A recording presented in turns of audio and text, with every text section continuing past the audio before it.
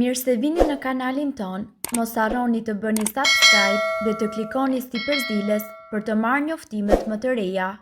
Faleminderit! Ja si t'i shëroni thembrat e qara brënda një nate të vetme, rezultati është një mrekulli. Përveç se kam pamje të keqe, thembrat e qara edhe shkaktojnë dhimbje. Fatmirësisht, përbërësi i zakonshëm i cili gjendet në kuzhinë mundet të ketë efekte shëruese në thembrën tuaj. Kjo pasi soda e bukës ka veti antiseptike të cilat reagojnë kundër infeksioneve në thembrat tuaja. Soda e bukës jo vetëm që është efektive për sëmundjet e lëkurës, por është edhe e lirë dhe përdorimi i rregullt ua bën këmbët e buta. Përbërësit që juve do t'ju duhen janë 3 lugë gjelle sodë buke, 4 deri në 5 litra ujë. Përgatitja: filloni duke e përzierë sodën e bukës me ujë të nxehtë dhe futini këmbët në ujë për 10 deri në 15 minuta. Kur këmbët të jenë zbutur mirë, pastrojeni ato me ujë të nxehtë, lëreni të thajnë dhe lyeni me krem apo me vazelinë. Koha më e mirë për ta bërë këtë është para se të flini dhe për rezultatet më të mira, duhet ta përsëritni këtë çdo ditë për një javë. Pasi ta bëni për një javë, pushoni 5 ditë dhe ta përsëritni prap trajtimin. Duhet i kompletoni 3 trajtime të tilla për të bërë këmbët mjaftueshëm të buta. A vuani nga këmbët e thata dhe të plasaritura? A është lëkura e këmbëve tuaja e kuqe apo e thatë? Këto janë të gjitha simptomat e zakonshme të thembrave të qara. Për fat të keq, shumica e njerëzve vuajnë nga ky problem dhe arsyeja për këtë është sepse ndryshe nga çdo pjesë tjetër e trupit, lëkura në këmbë nuk ka gjëndra vajore. Në vend të kësaj, gjëndrat e djersës janë burimi vetëm i lagështisë. Ndonjëherë këto gjëndra djerse nuk janë të mjaftueshme për të mbajtur këmbët siç duhet të hidratuara. Banane dhe avokado. Merrni pak banane dhe aplikojeni atë në pjesët e qara të thembrave. Mbajini për 10 minuta kështu dhe më pas lajni.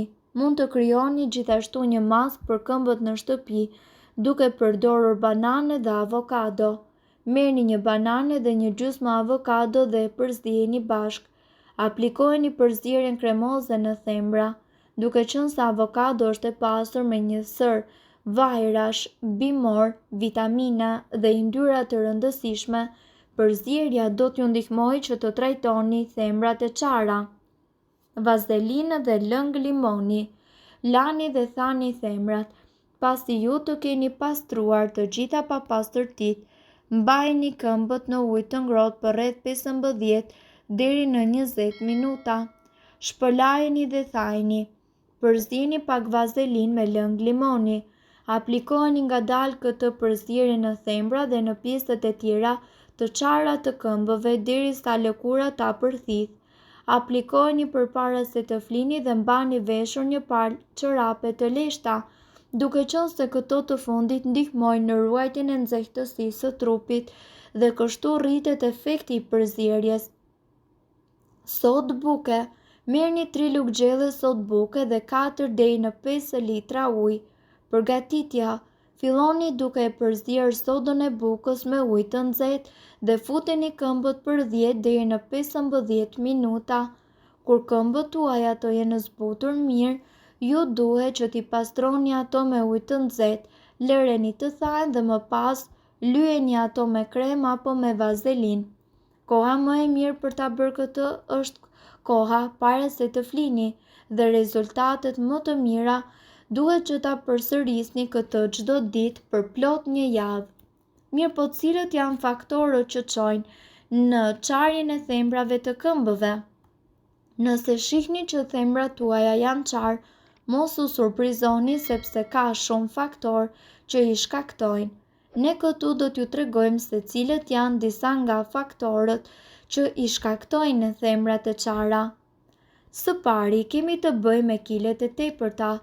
Këmbët tuaja mbajnë peshën e të gjithë trupit tuaj, pra kur ju shtoni peshë shtesë, ajo rrit presionin mbi thembra. Në këtë rast, thembra do të pësojë shtypje dhe lëkura juaj në mungesë të lagështisë do të qahet. Mungesa e vitaminave. Në qoftë se ju vuani nga mungesa e vitaminave, sidomos atyre më thelbësore, si minerale dhe gjithashtu lëndë ushqyese, lëkura juaj thjesht nuk do të funksionojë siç duhet dhe do të bëhet më e trashë dhe njëkohësisht më e thatë.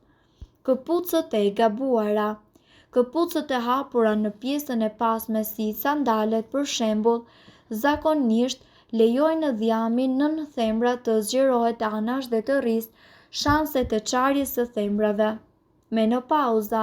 Pas menopauzës disa gra kanë tendencën të kenë keratoderma të fituar, një gjendje e cila mund të çojë në çarje të lëkurës në thembra dhe pjesë të tjera të trupit. Qëndrimi në këmbë për një kohë të gjatë. Qëndrimi në këmbë për një kohë të gjatë, veçanërisht në dysheme të forta dhe prej druri, mundet që të ushtrojë presion, shtesë në thembrat e çara dhe stres të lëkurës në atë zonë. Rutina e gabuar e dushit. Qëndrimi gjatë dushit në ujë të nxehtë nuk është një ide e mirë sepse uji mundet që të heqë vajrat natyral nga këmbët, duke i bërë ato më të ndjeshme dhe më të thata.